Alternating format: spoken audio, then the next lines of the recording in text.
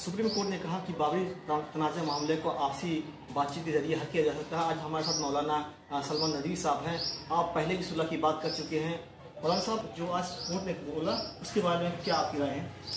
आज कोर्ट ने एक 3 रुकनी कमेटी बना दी है कि हिंदू और मुसलमानों के दरमियान मुसालहत की बातचीत को आगे बढ़ाया जाए और फरीक़ैन मुफाहमत वाला रास्ता अख्तियार करें, मिलकर बैठें।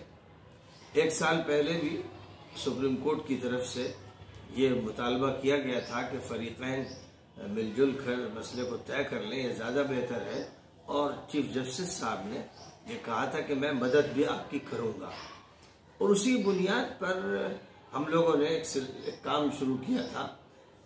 हिंदुओं से राब्ते का अमल शुरू किया गया और ख़ासतौर पर श्री रविशंकर जी इस मसले में आगे बढ़े और मुसलमानों की तरफ से मैं आगे बढ़ा और हम लोगों की मुलाकातें हुई।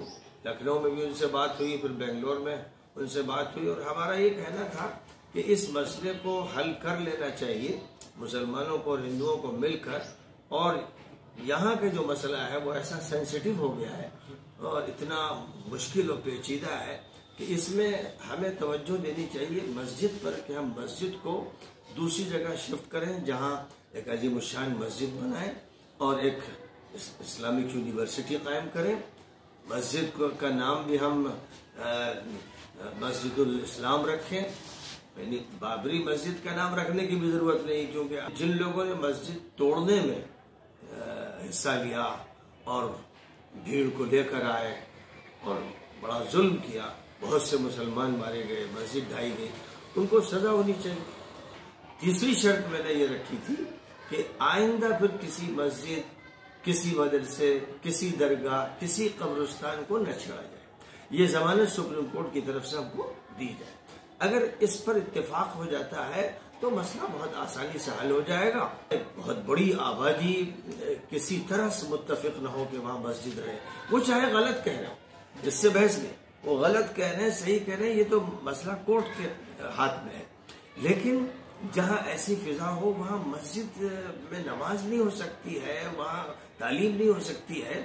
और मुसलमानों को चाहिए कि इस मुल्क में हिंदुओं के साथ मिलकर, और हिंदुओं को चाहिए कि मुसलमानों के साथ मिलकर अमन पर तवज्जो दें इस मुल्क। अब अगर तमाम मसाजिद का तहफ़्फ़ुज़ हो रहा हो और इस मस्जिद को मुंतकिल किया जा रहा हो, तो क्योंकि मैंने हवाला दिया था कि हज़रत उमर रज़ी अल्लाह तआला अन्हु ने कूफा शहर की एक मस्जिद को मुंतकिल फरमाया और जो जगह मस्जिद की थी वहाँ खजूर का बाजार कायम फरमाया।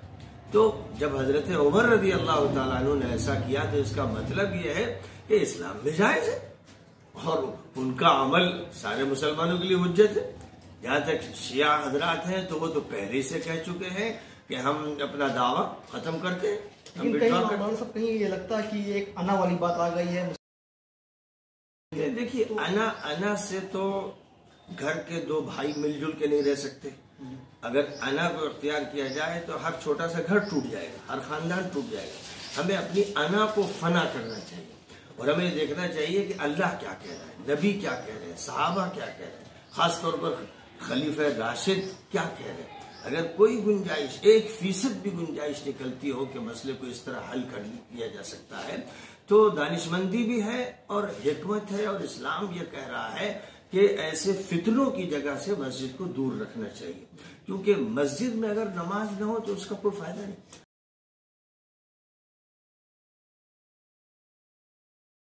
नहीं, ऐसा बिल्कुल नहीं। मुसलमान भरोसा करते हैं, क्योंकि कुछ लोगों ने ये बात उड़ाई जब उन्होंने ये कहा कि भाई हम ये चाहते हैं कि हिंदुस्तान में सीरिया जैसे हालात ना हो, इराक जैसे हालात ना हो। बहुत ही ठंडे अंदाज से उन्होंने बात की और मेरी तो मुसलसल गुफ्तगू हो रही थी। धमकी के कोई माने नहीं, कभी उन्होंने धमकी न दी और सफाई भी अपनी पेश की कि धमकी के बारे में मैं सोच नहीं सकता हूँ, लेकिन उसको बिगाड़ा गया। कुछ लोग हैं जो अपनी सियासी रोटी सेंकते हैं, जिनकी अना का मसला बना हुआ है, उन्होंने उनको भी बदनाम किया और खुद मुझे बदनाम किया। यानी मैं तो कौम के दरमियान 40 साल से काम कर रहा हूँ, अल्हम्दुलिल्लाह जो भी काम कर रहा हूँ, तामीरी काम कर रहा हूँ, उसके बावजूद मुझको निशाना बनाया, उनको निशाना बनाया। यानी हल न होने पाए और झगड़ा बाकी रहे। कुछ लोगों की शायद इसी में सियासत चलती है। तो बहरहाल जहां तक मैं समझता हूँ कि जब श्री श्री रविशंकर जी की बात मुझसे हो रही थी और कुछ और हजरात से हो रही थी, उस वक्त तो ये इशू बना लिया गया। अब तो सुप्रीम कोर्ट ने उनका इंतखाब किया है और पर्सनल लॉ बोर्ड और जमीयत उलमा, जिन दोनों का ये कहना था कि हमने बार बार बातचीत की, उसका कोई फायदा नहीं हो रहा है, अब वो भी बातचीत पर राजी हैं। और सिर्फ ये नहीं कि बातचीत पर राजी हैं, बल्कि रविशंकर जी को सालिसी के लिए मुकर्रर किया गया, जनाब खलीफुल्लाह साहब को मुकर्रर किया गया और एक और रुकन को मुकर्रर किया गया। 3 रुकन जो मुतय्यन किए गए वो सुप्रीम कोर्ट की तरफ से किए गए। और जब personal law board Jamiat Ulama का ये कहना था कि जो फैसला सुप्रीम कोर्ट करे, तो सुप्रीम कोर्ट का एक फैसला ही तो है।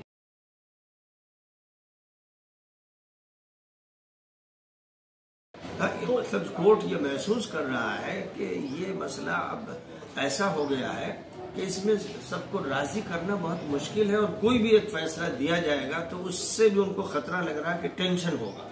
वो चाहते हैं कि टेंशन न पैदा हो।